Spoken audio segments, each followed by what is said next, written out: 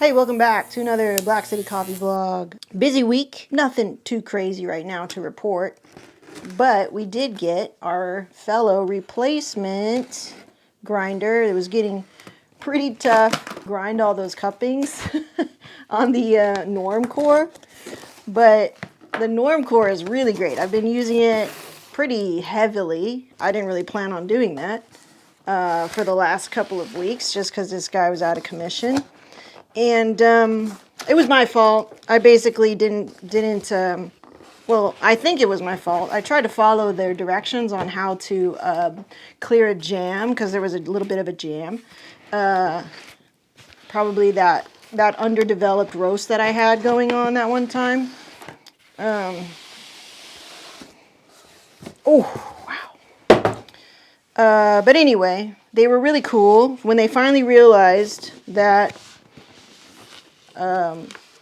I had sent my broken roaster back, they were really quick to get me some store credit, and basically it was within warranty of that thing malfunctioning. So here we are back again, unboxing the Fellow Ode grinder, and maybe what we can do while I unbox it. Plus I picked this guy up.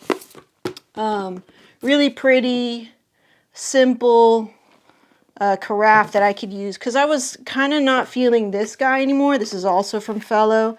It was just a little tall, and this is typically something I'll use when I'm brewing for a lot of friends, you know, or friends and family. So it's cool to have this because I don't have anything like that. But I guess for myself and when I'm doing testing, and I don't want the coffee to stay that hot, right? I think this is cool. It's just a single-walled, very clean, beautiful piece of glassware. So we'll open that as well. I think we'll open that first, and then we'll get to this guy. That way this little guy can kind of get put away. If you ever get a Fellow, don't throw away your box. That was a cool thing about Fellow too. I actually packed the first one back into... where was it? It was for the kettle. I put it in there and I tried to wrap it up with bubble wrap and everything. Still took it, no problem, no questions asked. So great customer service. Even though I felt, even though it was a little bit, I knew that they were kind of overwhelmed, probably. Oh wow, look at that! Isn't that pretty? This glass handle's really nice and thick. It's sturdy. It can withstand. I saw Jared use it at Hasea during his brew class, and I was like, can that withstand you putting this pressure on the AeroPress? Because he had the AeroPress like this. And it's fine. Really, really beautiful piece of glass. Look at that. And small too, right? I like small stuff. Look at that. That is really pretty. Just really nice stuff. Anyway, so we'll put that over here. This guy will keep. And, aesthetically, I don't know why I didn't pick this up first, because an angular design is something that I actually really like versus this. Even though this is it's beautiful too, but this one wins for me. I think on the handle too, it's really pretty. Anyway, little things like that, nerdy stuff like that. All right, so that's away. This is actually a nice box. I don't know. Let's just keep it for a minute. Okay, let's open this guy. We'll definitely want to keep this time. For some reason, I was just like, I didn't think to keep it. I don't know why. I actually keep a lot of my boxes. And anyway.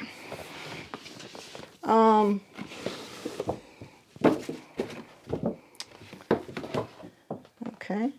With this grinder, I can only really say good things about it, other than when you go to like maybe troubleshoot yourself, you really got to be careful about that, because once you start finagling with all that stuff, believe me, you can mess it up pretty easily if you don't have a really good starting point. Like, here's my starting point. Let me mark all the things and make sure that I don't move this initial starting point, because it's calibrated to a certain way and it's not easy to put it back if you mess it up. Let's keep all this nice packaging, so if in any case I need to send it back again, it's in the right packaging.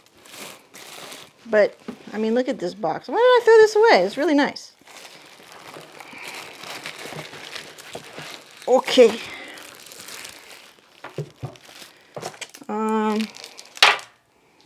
So yeah, we'll put this away and we'll keep it for at least a year.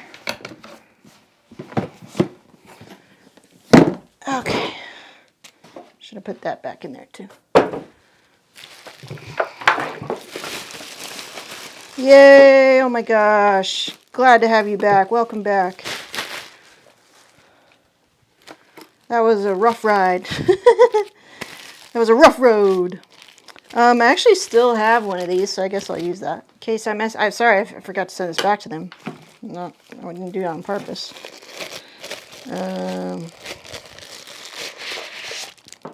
Okay, so we got everything here. Actually, don't use this thing.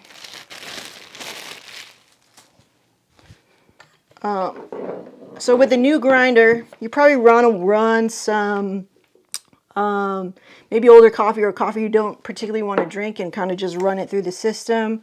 To me, that just makes sense in terms of like, you know, a machine that's kind of gone through any heavy machinery assembly. It'll be maybe metal dust, metal fibers, little metal bits. I would just want to run it through for a minute.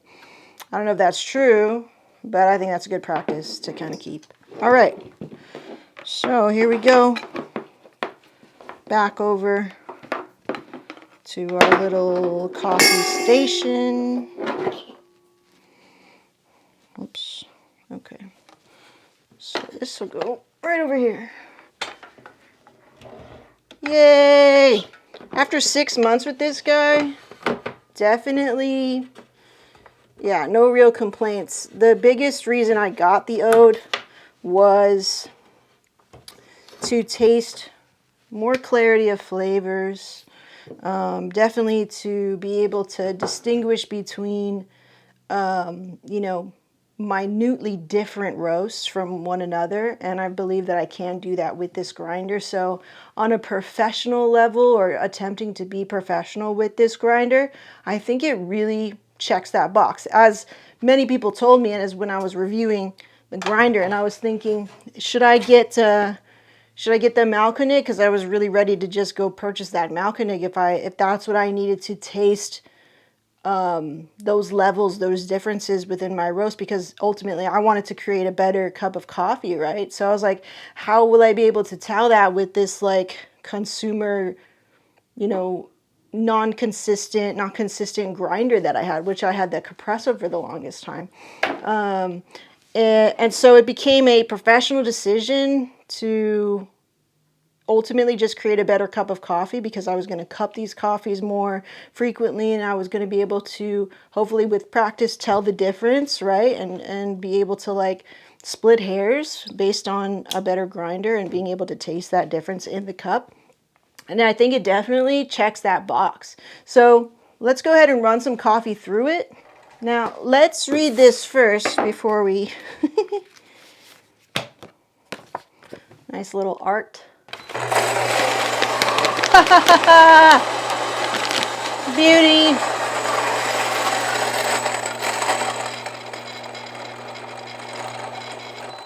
Music to my ears. Okay, let's take a look at this 4. Looks a little larger than I remember. So it may take a little dialing in. Maybe 4 is a little too chunky, I'd say.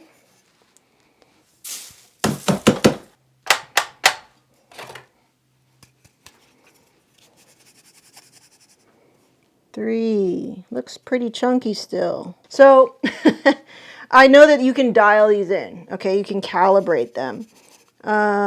So yeah, I think I'm gonna have to do that. They look a little inconsistent on the grinds. And what I mean by that is, if you see bigger ones versus smaller ones, you know, and you start to see this like they're not uniform. That's basically what you're looking for. Yeah, it looks quite chunky. So we will refer to the like guide on how to do that, and then I'll let you guys know what that is. But anyway, that was today's video. Just a little unboxing and catch you up, and a little just, you know, cleaning up this coffee lab. Tomorrow is very exciting, just because we are going to have our first round meeting with Nathan about the new labels that are coming. I'm so excited. I have no idea what he's going to do, what he's going to create, and we go through maybe, I think, 2 rounds, and then we go to final production. I will share with you all that stuff, what we're going to be doing in terms of being able to print them here and all that stuff later. But right now, we have a sale on Shadow Cat. Booyah. This is our espresso blend. It's a medium roast chocolate apricot in the cup. Really good for espresso. I just roasted these, so it would be cool to like not brew it until, I don't know, maybe a good week and a half, maybe 2 even, going into brewing some espresso. That letting it degas a lot will, I think, really help to the cup quality when you brew espresso, because it's a very strong process. You can look it up, you can Google it, why you would want to wait a little bit longer for brewing espresso. Maybe I can go into that, but you could definitely just Google it and they could explain it really well. Why you would want to wait longer for brewing espresso versus brewing for filter. Okay, which the range is like, 6 days for the freshest, but delicious. 6 to 14 days, they say. So, yeah, we're having a sale on this, and then I believe we are giving away little samples of the Mr. Pablo. I'm just going to drop one of these in with every order this month until we launch Mr. Pablo. This is that fermented coffee from Colombia. Very tasty. And we're going to be one of the coffees that we're launching later on in February. Okay, so I'm going to drop one of these in. Boop, into your order for free. Okay, good things. We'll see you next time. Bye-bye.